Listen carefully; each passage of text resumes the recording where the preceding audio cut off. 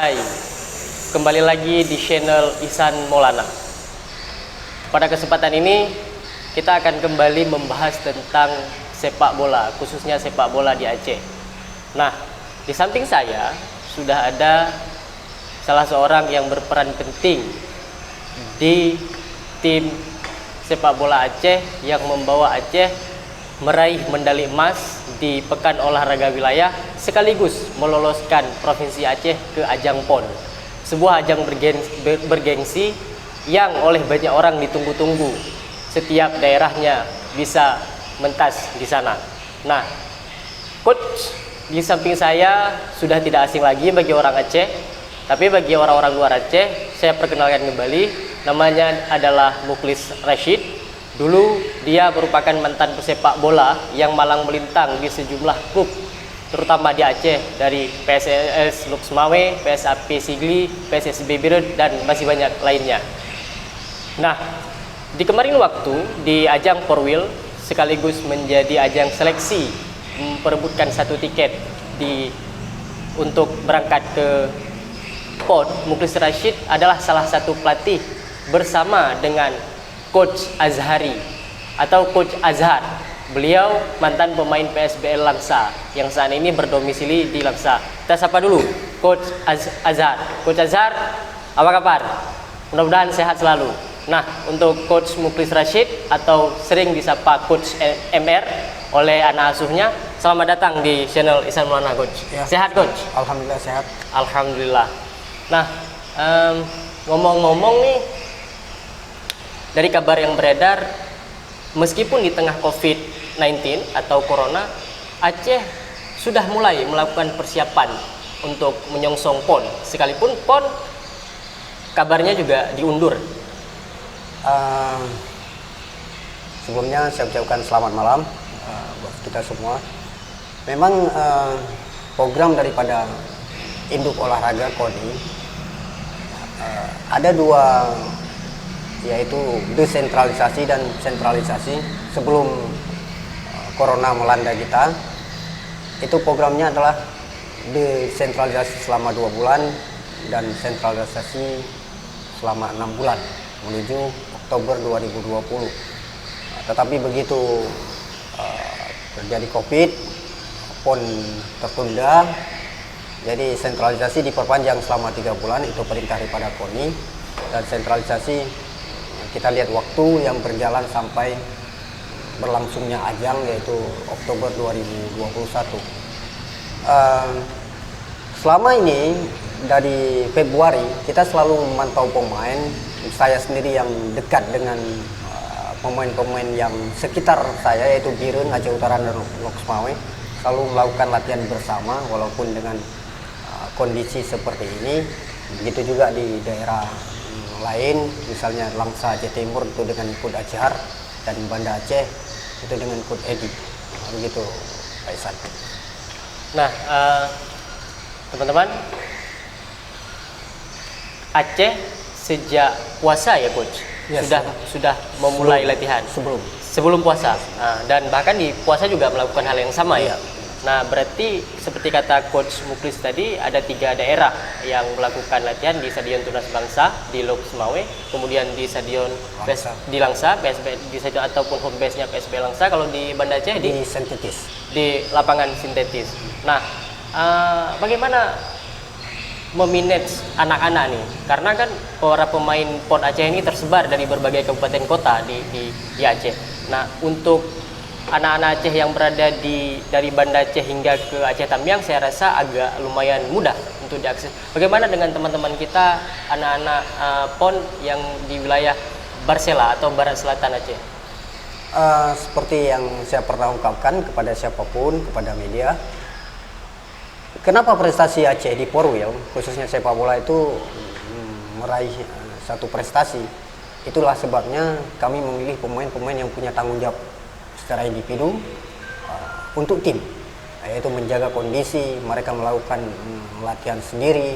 Itu adalah sebuah prestasi yang diraih, makanya mereka punya tanggung jawab tersendiri. Tinggal kita arahkan, oke, ayo kita punya tanggung jawab untuk KONI, kita harus kirimkan video, mereka akan melakukan latihan dan live untuk kita pertanggungjawaban ke KONI provinsi. Nah, sejauh ini kan boleh dibilang mini TC, bukan TC, bukan TC, mini TC-nya.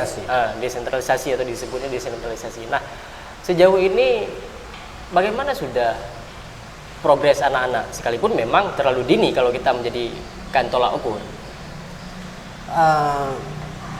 Kalau secara tim kita tidak bisa jadi tolak ukur karena ini adalah olahraga tim, olahraga bergu, bukan olahraga individu yang seperti tenis meja ataupun badminton lainnya. Kalau olahraga bergu, kita di saat sentralisasi, di saat sudah berkumpul di TC, kita bisa menjadi lihat progres tolak ukur per individu pemain. Tapi untuk saat ini paling mereka menjaga kondisi supaya di saat sentralisasi mereka tidak mulai dari nol. Selanjutnya Coach Muklis, barangkali banyak yang penasaran, bagaimana sih secara individu, baik tim pelatihan ataupun anak-anak secara individu lah di luar tim, melihat PON. Kenapa saya bertanya demikian? Karena Aceh kan sudah lama tidak berkiprah di PON. Ada banyak versi, ada yang menyebutnya 11 tahun, ada yang menyebutnya 13 tahun. Tapi kalau kita tidak salah 2018 terakhir ya Coach. 2008 saat itu Nanda Lubis, Muklis Nakata, Devri dan seterusnya. Nah, apakah itu akan ada menjadi beban tersendiri, akan membuat anak-anak demam panggung, atau malah sebaliknya menjadi letupan semangat untuk membuktikan diri bahwa Aceh itu masih ada dan patut diperhitungkan? Dia begini, tolak ukurnya untuk sebuah prestasi. Kalau saya pribadi, prestasi itu diukur dari apa yang belum orang dapatkan. Untuk saat ini, Aceh udah pernah lolos PON. Kalau Aceh udah pernah juara Porwil, jadi euforia kalau tahun ini juara Porwil, jangan terlalu kita berbangga, karena itu sudah pernah orang lakukan. Begitu juga untuk lolos PON, itu sudah beberapa kali senior-senior kita, senior-senior pemain-pemain senior sudah loloskan Aceh ke PON. Yang belum adalah meraih medali emas sepak bola di PON. Tapi kalau perak sudah pernah, letting Jaini, letting senior dulu, pernah Aceh lolos ke final PON, kalah dengan Papua kalau nggak salah saya 6-2 saat itu tahun 90-an lah. Nah, jadi untuk saat ini kalau sebuah prestasi yang sudah pernah orang lakukan, orang pernah dapatkan, maka kita jangan terlalu euforia. Karena itu sudah pernah orang lakukan. Tapi kita akan lakukan yang terbaik. Tim Aceh, tim PON Aceh untuk tahun 2021, semoga prestasi yang belum pernah kita dapatkan, yaitu meraih medali emas. Berarti secara boleh dibilang di sisi lain ada sesuatu hal yang ada di tim Aceh itu untuk menembus batas lah. Ya. Karena kan paling ganteng tuh prestasi kita di ajang PON adalah perak. Nah, bagaimana seorang Coach MR melihat peta persaingan di PON khususnya untuk tahun ini, tentu dengan berkaca pada tahun-tahun sebelumnya ajang-ajang PON? Kalau kita lihat, mungkin kita, apalagi saya yang masih belia di pelatih, saya tidak bisa melihat tim yang di luar Sumatera. Tetapi kita bisa lihat bagaimana mudah sekarang untuk mengakses pemain ini melalui media, itu lebih mudah daripada dulunya. Mungkin sekarang bisa kita lihat materi pemain dari Papua, kita bisa akses itu dia bermain di liga apa itu bisa menjadi tolak ukur. Tetapi untuk melihat secara komposisi tim mereka bermain seperti apa, kita belum pernah melihat yang tim bukan dari Sumatera. Berarti untuk riset awal ini bisa menjadi sedikit celah lah untuk melihat bagaimana meraba-raba kekuatan lawan. Sekalipun memang secara tim kita bisa belum bisa melihat itu. Nah, dalam hidup ini, apalagi di sepak bola kan, bola itu bulat, segala kemungkinan itu bisa terjadi. Bisa terjadi. Barangkali banyak orang akan melihat bahwa andai saja Aceh menargetkan emas itu dianggap mulu. Tapi saya rasa tidak ada yang tidak mungkin. Bagi coach sendiri, bagaimana melihat kemungkinan ataupun motivasi untuk melampaui batas itu meraih medali emas? Itulah yang terjadi di Porwil. Itulah yang terjadi di Porwil. Faktor luck Dewi Fortuna itu sangat berpengaruh tentang sebuah prestasi. Tapi kita tidak bisa menjadi itu hal utama. Faktor luck itu bukan hal utama, tetapi itu ada dalam sepak bola. Apabila kita selalu mengharapkan faktor luck, maka kita akan leha-leha dengan persiapan. Kita lakukan persiapan terus, dan faktor luck Dewi Fortuna tetap memihak kepada tim kita supaya kita bisa berprestasi di PON. Begitu, Pak Isan. Coach MR, banyak orang yang tidak tahu, teman-teman, saat Aceh hendak bertarung di Porwil, boleh dibilang persiapan Aceh itu di Sumatera paling minim, boleh dibilang begitu. Tapi saat itu di luar dugaan banyak orang, Aceh mampu meraih medali emas.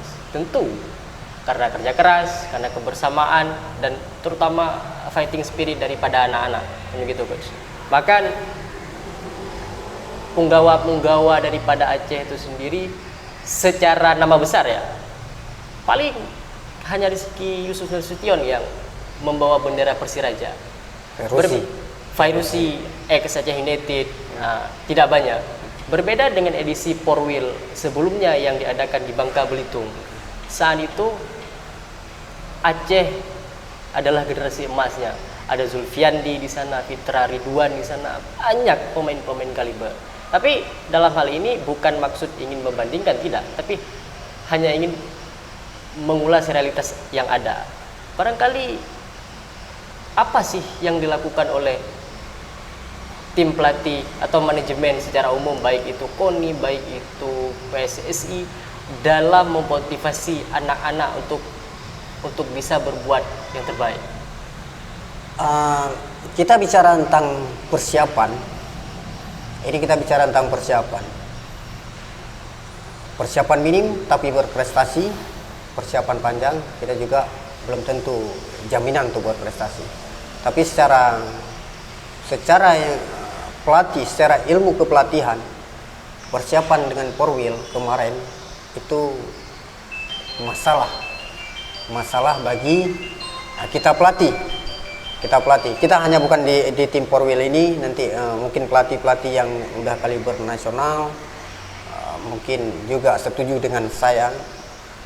Persiapan minim berprestasi ini terjadi masalah dengan pembinaan, dan induk-induk sepak bola lainnya nanti menjadi perbandingan dengan tim Aceh. Mereka berprestasi hanya persiapan 3 minggu. Seharusnya itu tidak bisa terjadi. Mempersiapkan tim untuk ke ajang sesuatu hal, baik itu Porwil ataupun ajang lainnya, tetap dengan persiapan yang matang. Tetapi kenapa berprestasi Aceh? Itu kembali kepada yang saya jelaskan tadi. Mungkin Dewi Fortuna memihak kepada tim yang paling tim Aceh yang paling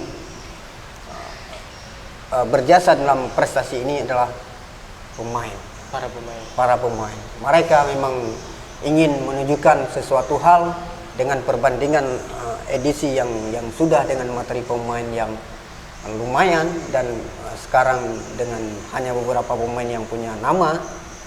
Mereka bukan ingin membandingkan kaliber mereka dengan yang lalu, tetapi mereka ingin berbuat bahwa juga mereka mampu untuk berprestasi. Tim pelatih, kalau bagi saya pribadi, yang paling terpengaruh dengan prestasi ini adalah kami tidak salah memilih pemain. 21 pemain kami tidak salah memilih. Mereka punya tanggung jawab, mereka menjaga kondisi.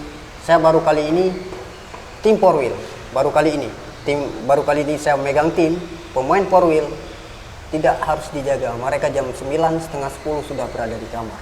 Hanya ingin sebuah prestasi untuk Aceh. Ini menarik, teman-teman. Nah, kenapa saya bilang ini menarik? Banyak yang tidak tahu saat KONI Aceh memilih Coach Azhar dan Coach Muklis Rashid, sayup-sayup terdengar di luar sana banyak pergunjingan, kemudian terhadap kepemilihan pemain juga banyak yang meragukan, ini, itu, dan banyak hal. Sebenarnya hal-hal seperti itu kan biasa dalam sepak bola. Kemudian secara umum tim Porwil Aceh yang hari ini menjadi tikal bakal mereka yang akan juga memperkuat PON Aceh adalah mereka yang bermain di ajang PORA, Pekan Olahraga Rakyat Aceh. Nah, kalau di luar provinsi Aceh biasanya disebut dengan Porda ya. Porda. Nah, bagaimana sih kecamu ketika oleh orang dianggap pantas tidak pantas, kemudian pemain yang kita pilih itu banyak dibisik-bisikin oleh orang, dalam artian dibisikin, digunjing ya, bukan dititip, digunjing. Apakah sih ini bisa, apakah itu bagaimana secara psikis? Ini tentang pemilihan pemain dengan pemain Porwil. Yang pertama memang pantauan daripada Pekan Olahraga Daerah yaitu PORA. Yang kedua, menguntungkan tim Aceh kemarin itu kita ada kompetisi berjalan yaitu di Liga 3 yang hampir berdekatan dengan Porwil. Semua pemain yang terlibat di Porwil, hanya 2 orang yang di profesional yaitu Feruzi dan Rizky Nastion, kapten kesebelasan. Yang lain semua mereka terlibat di Liga 3. Hanya punya space waktu antara Porwil itu sekitar 2 minggu. Makanya pembentukan fisik pemain itu sudah dibentuk di tim masing-masing, Kita tinggal meramu, kita memilih kerangka, itu yang sedikit menguntungkan. Tentang kita pemilih pemain, saya pribadi saya tidak menutup telinga karena yang kita pilih, yang kita dipanggil oleh PSSI, oleh Asprop PSSI, pemain yang diseleksi sekitar 150-an pemain, itu menurut kacamata pelatih itu yang lebih layak kita bawa ke Porwil. Di luar itu ada 2 isu yang sempat terdengar nyaring saat tim Aceh hendak bermain di Porwil, satu lagi dan saat tim Aceh hendak bermain di PON. Pertama di kursi kepelatihan. Di saat Porwil pernah terdengar kabar bahwa asisten pelatih Persiraja sekarang, Bang Akhyar Ilyas, hendak didapuk menjadi Pelatih PON. Pelatih Porwil. Kemudian kemarin juga sayup-sayup terdengar bahwa Aceh sedang mencoba nih memulangkan Coach Fahri Husaini. Bagaimana Coach Muklis melihat hal itu? Saya pribadi kita perlu leadership senior yang sudah berpengalaman, yang sudah punya experience tinggi untuk memegang sebuah tim baik Porwil atau Aceh. Kita perlu. Cuman senior kita Bang Hayar tidak bisa mendampingi Porwil karena terikat kontrak dengan Persiraja, dan mereka saat itu fokus ke 8 besar. Alhamdulillah juga Persiraja lolos Liga 1. Untuk PON kita belum ada berita pasti tentang dari Asprop. Cuman kita juga perlu minimal Coach Fahri Husaini bisa membina kami baik pemain ataupun pelatih muda yang ada di PON nanti. Kita perlu beliau. Dia punya leadership, dia punya pengalaman, pelatih timnas usia 19 yang berprestasi. Apalagi beliau adalah juga salah satu putra Aceh. Gitu. Nah, teman-teman, untuk isu yang terakhir itu sebenarnya lebih ke sayup-sayup terdengar saja. Karena tidak ramai juga yang menulis terhadap kemungkinan Coach Fahri Husaini akan membesuk tim Aceh. Tapi tidak ada salahnya kemungkinan itu coba kita bahas. Dan dari penuturan Coach MR, Bahkan sejak sebelum video ini dibuat, saat saya dan Coach MR ngopi, beliau juga bukan orang yang keberatan seandainya tim Aceh itu ada pelatih-pelatih yang memang sangat kaliber untuk membina. Bukan berarti mereka itu tidak percaya diri, tidak, sama sekali tidak, tapi mereka lebih kepada sisi kedewasaan, ingin belajar lebih atau mendapatkan hal-hal yang barangkali selama ini absen atau barangkali selama ini terlupakan. Kemudian apa sih yang menjadi momen paling sulit saat Aceh hendak merebut satu tiket PON kemarin waktu di Perwil? Momen apa yang paling sulit? Kita review sedikit. Itu kemarin di Perwil kita melakukan 5 pertandingan. Ya. Pertama pertandingan kita melawan Kepri, kita menang 2-1. Habis itu pertandingan kedua melawan Babel, kita menang 1-0 lewat gol kapten. Pertandingan ketiga kita melawan Sumut, itu skor 1-1. Yaswani kita sempat tertinggal. Pertandingan penentuan untuk lolos PON itu berhadapan dengan Sumsel, itu kita menang 1-0 lewat gol Editia, itu merebut juara pool. Kita berada di pool B, juara pool langsung lolos PON, dan penentuan medali emas kita berhadapan dengan juara pool A yaitu tuan rumah Bengkulu. Kita juga di final menang 1-0 lewat gol Akilul di menit terakhir. Momen yang paling karena target awal lolos itu di saat tim melawan dengan Sumsel, Sumatera Selatan. Kita menang, kita lolos PON. Target awal yang dibebankan ke tim, kami pelatih dan kita bebankan ke pemain bahwa tim ini harus lolos ke PON. Maka pertandingan yang paling penting adalah pertandingan di penentuan melawan Sumsel untuk lolos PON. Tapi di saat pertandingan Sumsel sudah selesai, kita punya target individu, target lainnya yaitu ingin meraih medali emas. Nah, kemudian ajang PON juga menjadi ajang batu loncatan bagi para pemain untuk menjual, dalam tanda kutip, menjual dirinya agar dilirik oleh banyak klub. Banyak pemain-pemain hebat yang bermain di klub-klub besar, cikal bakalnya adalah PON. Bagaimana Coach MR melihat talenta-talenta Aceh yang memperkuat tim PON Aceh hari ini untuk mendapatkan kesempatan tersebut? Itu seperti juga ajang-ajang lainnya. Pemain yang kita pilih adalah pemain yang layak sudah berkompetisi. Cuman masalah yang terjadi sekarang, kenapa susah pemain kita untuk keluar ataupun bagaimana kesempatan. Apalagi tahun ini kesempatan untuk pemain-pemain muda kita untuk berkiprah di profesional sangat sulit dengan tidak adanya tim Liga 2 di provinsi kita. Itu sebenarnya itu yang jadi masalah.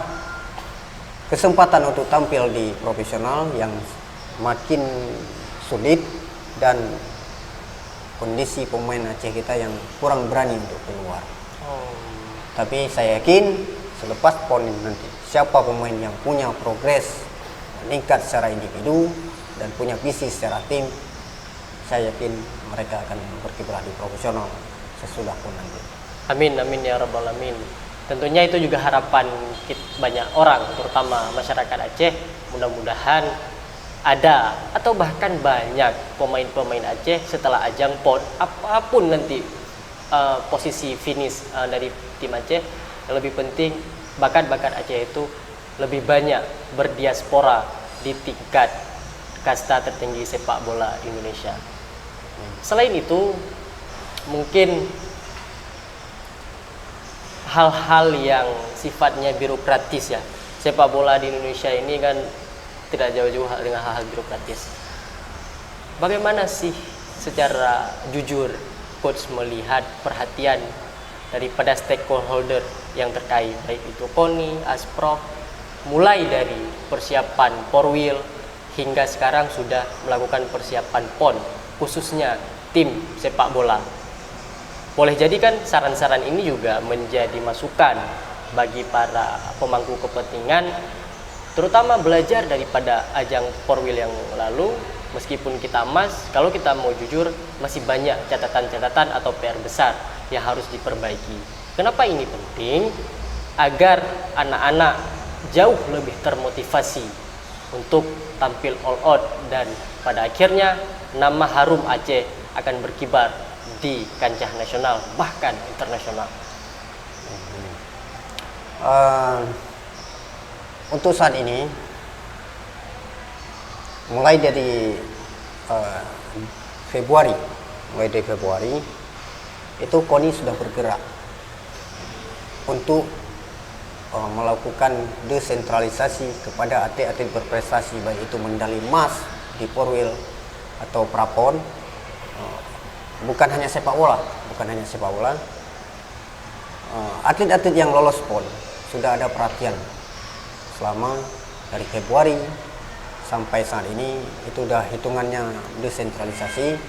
Mereka sudah termasuk juga pelatih, mereka sudah dihitung uang saku, dan sampai ke ajangnya di PON nanti itu udah hitungannya sentralisasi TC penuh. Semoga apa yang dilakukan dari awal ini terus berlanjut. Semoga seperti itu, dan kita harapkan perhatian pemerintah supaya di PON nanti atlet-atlet Aceh bisa berprestasi, bukan hanya sepak bola, olahraga lainnya. Ayo kita perbaiki peringkat Aceh di PON, karena PON 2024 kita bertindak sebagai tuan rumah. Nah, kemudian karena COVID, PON kan diundur nih. Iya. Secara regulasi pemain yang bisa bermain dimulai dari 97, itu maksimalnya. Ya, kelahiran 97. Boleh dijelaskan Coach, bagaimana terhadap persoalan ini? Kan sayup-sayup juga terdengar juklis ya, belum kita terima. Itu seperti apa? Kemudian mungkin biar sekaligus bagaimana sistem evaluasi terhadap pemain? Ada kemungkinan dipertahankan, mereka terdegradasi, bahkan biasanya di PON juga dibenarkan untuk menggunakan pemain-pemain yang bermain di liga. Dengan tertundanya PON, masalah yang terjadi sekarang apakah berubah tidak? Kota pemain profesional, atau berubah enggak umur daripada pemain, usia pemain? Untuk saat ini, tapi di beda-beda cabang olahraga, beda-beda tahun kelahiran. Mungkin di silat bukan 97, mungkin di badminton bukan 97, seperti itu. Tapi di sepak bola kita juga belum menerima apapun, apakah dari 97 akan dijadikan 98. Itu akan jadi masalah pemain yang sudah ada saat ini. Mungkin ada sekitar 7 ataupun 8 pemain Porwil itu kelahiran daripada 97. Tapi seandainya itu pun berubah, semoga PB, panitia besar PON, harus cepat memberitahu supaya kita bisa antisipasi seandainya berubah. Itu yang pertama. Hampir sama dengan masalah pemain profesional yang bisa dilibatkan di PON. Kalau di Porwil kemarin kita bisa melibatkan 5 pemain profesional dan 3 bisa kita turunkan langsung.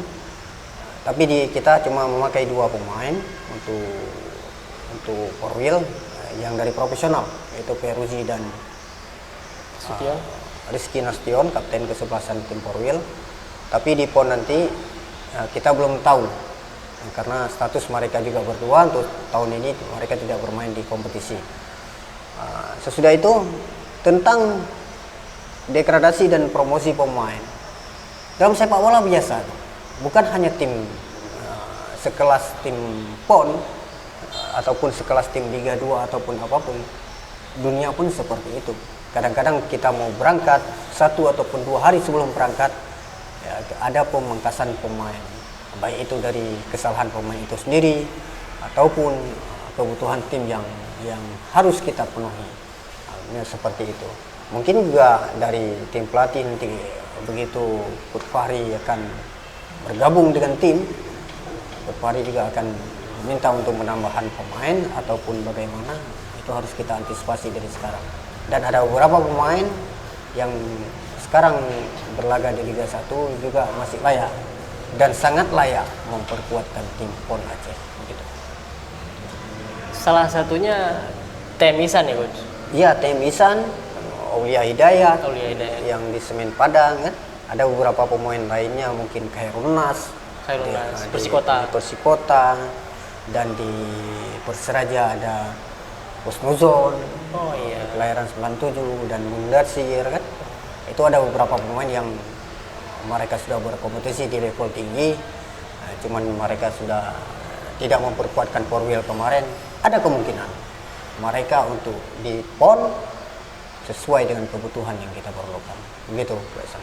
Berarti selain kabar buruk juga ada kemungkinan dapatnya kabar baik terhadap apa yang terjadi.